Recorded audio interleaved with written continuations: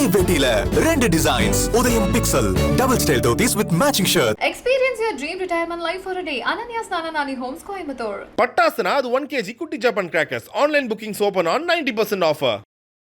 ஒரு சவரன் 56,800 போகுது சார். ஏன் சார் கோல்ட் ரேட் ஏறிட்டே இருக்கு திரும்ப? கோல்ட் ரேட் மட்டும் இல்லை, உலகத்தில் எல்லா பொருட்களுடைய விலையும், எலக்ட்ரானிக் பொருட்கள், இன்னோவேஷன்ஸ் வர்ற பொருட்கள் தவிர எல்லாமே இப்போ இந்த லேட்டஸ்ட்டு புஷ்ஷுக்கு காரணம் அமெரிக்காவில் ஒரு பொருளாதார சுணக்கம் வந்தாலும் வரலாம் என்பதை கண்டு உணர்ந்து அமெரிக்காவினுடைய ரிசர்வ் வங்கி வட்டி விகிதங்களை குறைச்சிருக்காங்க. உலகத்தில் மக்களுடைய பொருளாதார வளர்ச்சி அடைய அவர்கள் கொஞ்சம் தங்கம் கூடுதலாக வாங்கிக்கணும்னு நினைக்கிறாங்க. அதுலேயும் குறிப்பாக கோல்டுங்கிறது உலகத்தில் இருக்கிற அளவு ரொம்ப லிமிட்டட். ஒரு குறிப்பிட்ட அளவு தான் எடுக்குது. அது எடுப்பதற்கு பெரிய காஸ்ட் ஆகுது. புதிய தங்கச்சுரங்கங்கள் கண்டுபிடிக்கப்படலை. இன்னைக்கு 56,000 விற்கிற கோல்டு நாளைக்கு 1 லட்ச ரூபாய் வரைக்கும் போகுன்ற மாதிரிலாம் சொல்கிறாங்க. 1 லட்சம் போகும், அதுக்கு மேலேயும் போகும். அரிசி 4 ரூபா விற்றது இப்போ 60 ரூபா விற்கிது இல்லை. தங்கத்தில் இருக்கிற ஒரு ப்ராப்ளம் அதுதான். தங்கம் ஒரு உபயோகப்படுற பொருளாகவும் இருக்குது, ஒரு முதலீட்டு பொருளாகவும் இருக்குது. எப்பயுமே இதே மாதிரி ஒரு ஆபத்து இருக்குமா, இதே மாதிரி புது புது ஆபத்து வருமா அப்படின்னா தங்கம் விலை உயர்ந்துக்கிட்டே இருக்குமான்னா சொல்ல முடியாது. அதனால் ஒரு பார்ட்டை மட்டும் தங்கத்தில் போடலாம். நீங்கள் சொல்கிற 10% 15%ல் ஓரளவுக்கு மட்டும் தங்கத்தில் போடலாம். தங்கம் மட்டுமே முதலீடு அல்ல. இந்த ஆப் மூலமாக வாங்குறதுக்கு ரெகுலேட்டர் இல்லைங்கிற ஒரு கவலையை சில பேர் சொல்கிறாங்க. நாளைக்கு எதுவும் ஆச்சுன்னா எப்படிப்பா, யாரை போய் கேட்குறது அப்படிங்கிற ஒரு ஆபத்து என்ன இருக்குது. இல்லை, நிறைய நகை கடைகள்லாம் இந்த மாதிரி தனியாக ஆப் கிரியேட் பண்ணி பண்ணுறாங்க. அதுதான் அது நம்ம இது போட்டிங்க, நீங்கள் போடல, இந்த ஆப்பு தப்பு அல்லது போச்சு அப்படின்னா எங்கே போய் முறையிடுறது? நகைச்சீட்டுங்கிறதுக்கு பதிலாக நீங்கள் பணத்தை தனியாக சேமித்து வேறு இடத்துல சேமித்து வச்சு கட்டுங்க. சேர்த்துக்கிட்டே வாங்க. அதை கொண்டே கொடுத்து கையில் கொடுத்து இந்த கடை வேணால் இந்த கடை, அவன் சரியில்லைன்னா விட்டுட்டு இன்னொரு கடையில் போய் வாங்கலாம். எதுக்கு நம்ம குடுமையை கொண்டு போய் அவங்ககிட்ட முதலே கொடுக்குறோம்? அதனால் தங்கம் என்பது ஆபத்பாந்தவன், ஆபத்துகளின் போது காப்பாற்றுபவன். அதனால அவன் பிரச்சனை வந்தால் தான் உயரமாவான். அவன் உயரமாவது உலகத்திற்கு நல்லதல்ல. வணக்கம் சார். வணக்கம் சார். கோல்டு ரேட்டுன்னு சொன்னாலே ஒரு நாளைக்கு ஒரு ரேட் இருக்குது. ஃபஸ்ட்லாம் கொஞ்சம் கம்மியாக இருந்த மாதிரி இருந்துச்சு, இப்போ திரும்ப அதிகமாகிட்டே போகுது சார். ஒரு கிராம் பார்த்தீங்கன்னா 7,100 விற்கிறாங்க. ஒரு சவரன் 56,800 போகுது சார். ஏன் சார் கோல்டு ரேட் ஏறிட்டே இருக்குது திரும்ப? கோல்டு ரேட் மட்டும் இல்லை, உலகத்தில் எல்லா பொருட்களுடைய விலையும், எலக்ட்ரானிக் பொருட்கள், இன்னோவேஷன்ஸ் வர்ற பொருட்கள் தவிர எல்லாமே ஒவ்வொரு பீரியட் விலை ஏறத்தான் வேண்டும். இப்போ நம்ம சம்பளம்லாம் கூடுதில்லை, வாடகை கூடுதில்லை, நமக்கு வரக்கூடிய வருமானங்கள்லாம் அதிகரிக்கணும் அப்படின்னா அது பலருடைய செலவு. அதனால் மொத்தமாகவே உலகம் மூமெண்ட்டு ஒரு அப்வர்டு தான் இருக்கும். கோல்டுங்கிறது அதில் எக்ஸெப்ஷன் இல்லை. ஏதாவது ஒரு புதிய பொருள் கண்டுபிடிக்கப்பட்டால் தான் தொடக்கத்தில் அதனுடைய விலை கம்மியாக இருக்கும். ஒரு இன்னோவேஷன்னால் ஒரு பெரிய பெனிஃபிட் கிடச்சிதுன்னா அதனால் விலை கம்மியாக இருக்கும். அதுலேயும் குறிப்பாக கோல்டுங்கிறது உலகத்தில் இருக்கிற அளவு ரொம்ப லிமிட்டட். ஒரு குறிப்பிட்ட அளவு தான் எடுக்குது. அது எடுப்பதற்கு பெரிய காஸ்ட் ஆகுது. புதிய தங்கச்சுரங்கங்கள் கண்டுபிடிக்கப்படலை. இருக்கிற சுரங்கங்கள்லேருந்து தான் எடுக்கிறாங்க. இந்தியாவில் சுத்தமாக தங்கம் கிடையாது. நம்ம வாங்கினா அதை விற்கிறதே இல்லை. நம்ம ஆளுங்க அதை பேசாமல் நம்ம வச்சுக்கிறோம். அதனால் இங்கே சேர்ந்துக்கிட்டே இருக்குது. உலகத்தில் மக்களுடைய பொருளாதார வளர்ச்சி அடைய அவர்கள் கொஞ்சம் தங்கம் கூடுதலாக வாங்கிக்கணும்னு நினைக்கிறாங்க. அதனால் மக்களுடைய எண்ணிக்கை கூடுது, வேலைக்கு போகிறவங்க அதிகரிக்கிறாங்க, அவங்களுடைய வருமானம் அதிகரிக்குது, அவர்களுடைய தேவைகளுக்காக வாங்குகிறாங்க. அதனால் ஒரு பெரும்பாலான மக்கள், சாதாரண மக்கள் வாங்கி கொண்டே இருக்கிறாங்க. அரசாங்கங்களும் உலகத்தில் ஒரு நிச்சயமற்ற தன்மை இருக்கிற போது தங்கம் தான் உதவின்னு சொல்லி அவங்களும் வாங்கி சேர்த்துட்டே இருக்காங்க. இது தவிர இப்போ இந்த லேட்டஸ்ட்டு புஷ்ஷுக்கு காரணம் அமெரிக்காவில் ஒரு பொருளாதார சுணக்கம் வந்தாலும் வரலாம் என்பதை கண்டு உணர்ந்து அமெரிக்காவினுடைய ரிசர்வ் வங்கி வட்டி விகிதங்களை குறைச்சிருக்காங்க. அவங்க தங்கத்தோட விலையை ஒன்றும் தொடலை, ஆனால் தங்கத்தோட விலைக்கும் அமெரிக்காவினுடைய பாண்டு ஈல்டுக்கும் எப்பயுமே ஒரு தொடர்பு இருக்குது.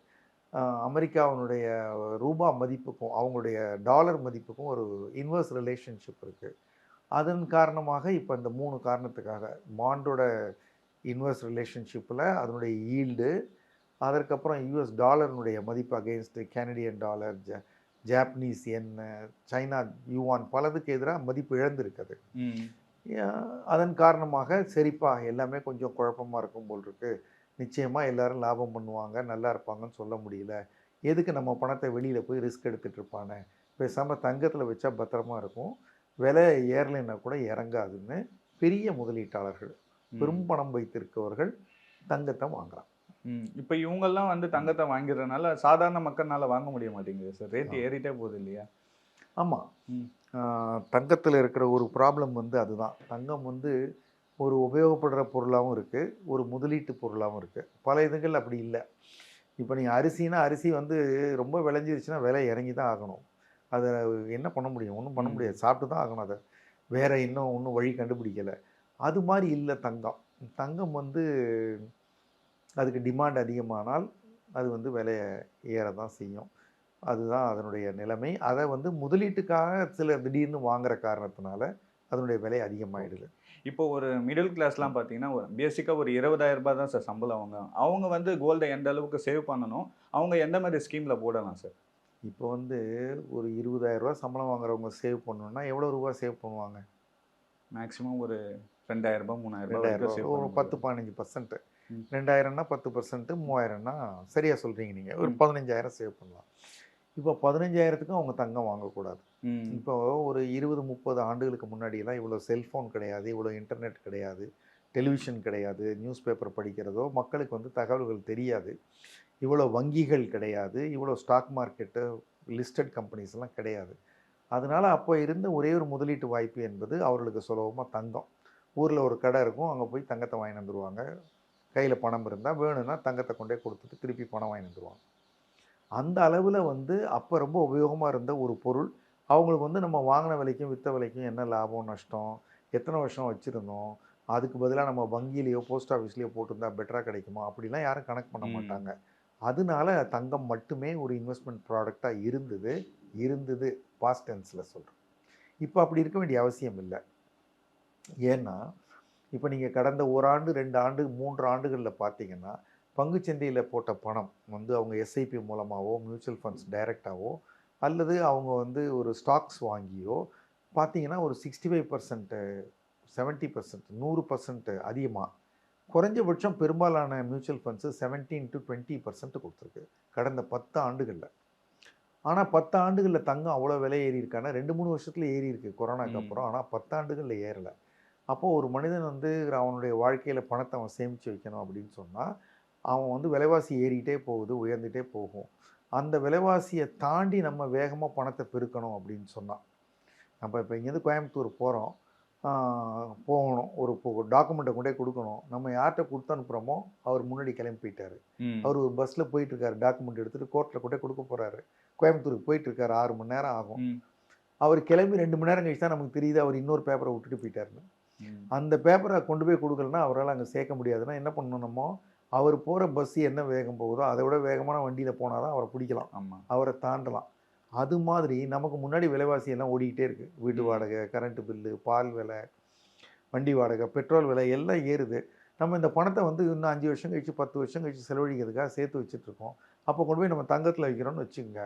இதெல்லாம் விலை ஏறுறதை விட வேகமாக தங்கம் விலை ஏறினா தான் நம்மளால் சேர்த்து வச்சது நமக்கு பயன். இப்போ நம்ம விலைவாசி 10% ஏறுது, நம்ம வாங்குற தங்கம் 5% தான் விலை ஏறுதுன்னா நம்ம நிகரமாக 5% இழக்கிறோம். 5% சமாளிக்கிறோம், 5% இழந்துடுறோம். அதனால இப்போ ரொம்ப ஒரு இன்ஃப்ளேஷன் அதிகமாக இருக்க பீரியடில் எப்பயாவது தான் விலை ஏறுங்கிற தங்கத்தை நம்ம அது வாங்கணும்னு நினைக்கிறதுனால நம்ம இப்போ ஒரு காஃபி சாப்பிட்றோம்னா சூடாக சாப்பிடணும்னு நினைக்கிறவங்களுக்கு எப்படி கொடுத்தாலும் ஆறி வச்சும்பாங்க. ஆறி தான் குடிக்கிறவங்களுக்கு காஃபி அதே காஃபி கொடுத்தீங்கன்னா எப்படி இருந்தாலும் சுடுதும்பாங்க. ஸோ அகெயின்ஸ்ட் அவர் எக்ஸ்பெக்டேஷன்ஸ் தான் ரியாலிட்டியை நம்ம இன்டர்பிரேட் பண்ணுறோம்.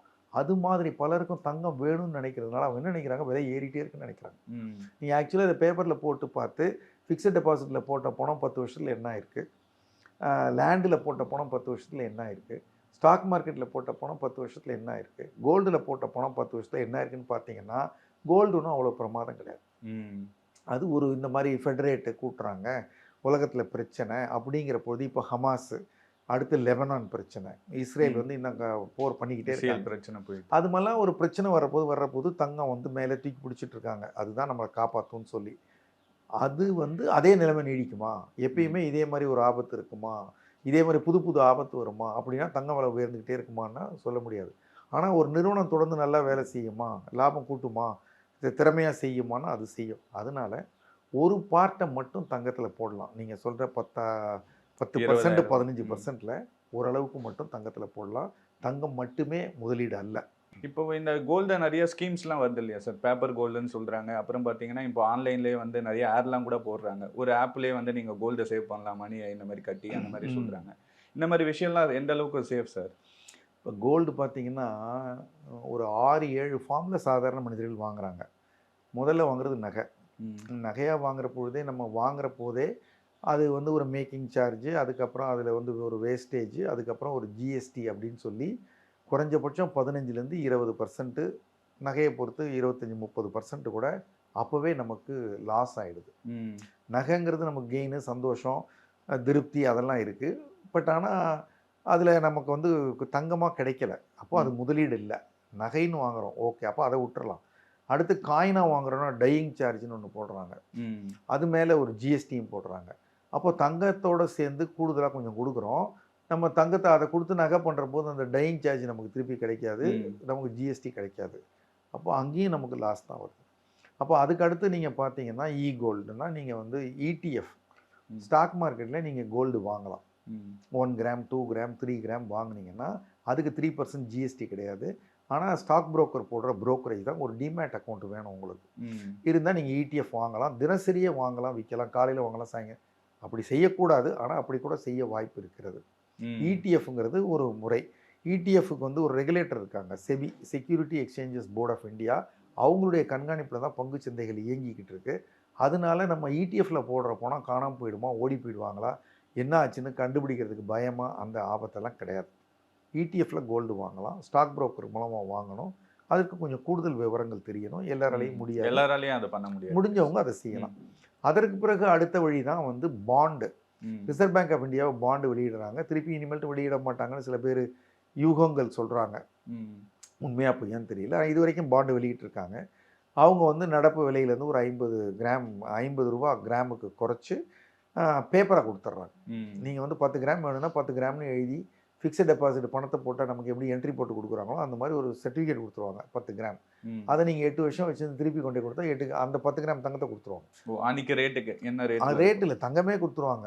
அல்லது அன்னைய ரேட்டுக்கு பணத்தை கொடுத்துருவாங்க. அப்படின்னா நமக்கு என்ன ஆகும்னா, இந்த 8 வருஷத்தில் எவ்வளோ விலையாயிருச்சோ அது மொத்தமாக நமக்கு கிடச்சிரும். நடுவில் நம்ம வெறும் பேப்பர் தான் வச்சுருந்தோம், அதை யாரும் எடுத்துன்னு போக முடியாது. நம்ம கையெழுத்து போட்டு கொடுத்தா தான் இன்னொருத்தரால் அதை எடுத்துக்க முடியும். அப்படிங்கிற போது ரொம்ப சேஃப் ஆகிடுது. ஆனால் அது நடுவில் நம்ம விற்கணும்னா 5 வருஷம் கழிச்சு தான் அவங்கள்ட்ட திருப்பி கொடுத்தா வாங்கிக்குவாங்க. இன்னொன்று வந்து வேணும்னா நடுவில் செகண்டரி மார்க்கெட்டில் விற்கணும். அதுவும் நிறைய பேருக்கு தெரியாது. அதனால அது கொஞ்சம் அதுவும் பாப்புலராக இல்லை. பட் ஆனால் அதில் போடுற பணத்துக்கு 2% வட்டி வேறு தராங்க. நீங்கள் தங்க விலை ஏறுதோ இறக்குதோ, நீ போடுற 10 சவரன் நகைக்கு என்ன தொகைன்னு சொல்லி நாங்கள் முடிவு பண்ணி கொடுக்குறோமோ அந்த தொகைக்கு 6 மாதத்துக்கு ஒரு முறைன்னு சொல்லி 1.25% வருஷத்துக்கு 2.5% வட்டி வந்துடுது. வட்டி வேறு கொடுக்குறது, வட்டி வருது, விலை ஏறுது, பாதுகாப்பாக இருக்குங்கிறது பாண்டு. இனி அடுத்து எப்போ வெளியிடுவாங்கன்னு பார்க்கணும். ஏற்கனவே வெளியிட்டதை மார்க்கெட்டில் வைக்கலாம். இதுக்கும் அடுத்தது தான் இந்த ஆப் மூலமாக வாங்குறது.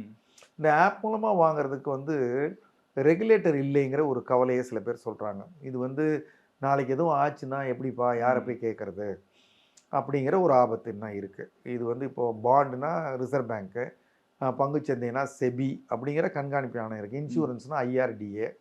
அந்த மாதிரி இதுக்கு யார் தங்கத்துக்கு கோர்ட்டுக்கு தான் போகணும். இல்லை நிறைய நகை கடைகள்லாம் இந்த மாதிரி தனியாக ஆப் கிரியேட் பண்ணி பண்ணுறாங்க. ஆமாம், பண்ணுறாங்க. அதுதான் அது நம்ம இது போட்டிங்க, நீங்கள் போடல, இந்த ஆப்பு தப்பு அல்லது வந்தது போச்சு அப்படின்னா எங்கே போய் முறையிடுறதுங்கிறது தான் நான் சொல்கிற செபியோ ஆர்பிஐயோ ஒரு வழிகாட்டுதல் இன்னும் அதுக்கு சிறப்பாக இல்லை. ஏன்னா தங்கத்தை வாங்குறாங்க போகிறாங்க, ஏமாத்தினா போலீஸில் கம்ப்ளைண்ட் கொடுக்கலாம், நம்ம வந்து கோர்ட்டுக்கு போகலாம், அதெல்லாம் இருக்குது. இதுக்குன்னு தனியாக ஒரு ரெகுலேட்டரி பாடி இல்லைங்கிறது ஒரு கன்சர்ன். ரெண்டாவது வந்து நம்ம வாங்குற தங்கம் வாங்குற போது ஒரு முறை ஆப்பில் வாங்குறதுக்கு 3% ஜிஎஸ்டி. திருப்பி நம்ம அதை வித்துட்டு ரூபாயை கொடுனா அப்போ விற்கிறதுக்கும் ஜிஎஸ்டி.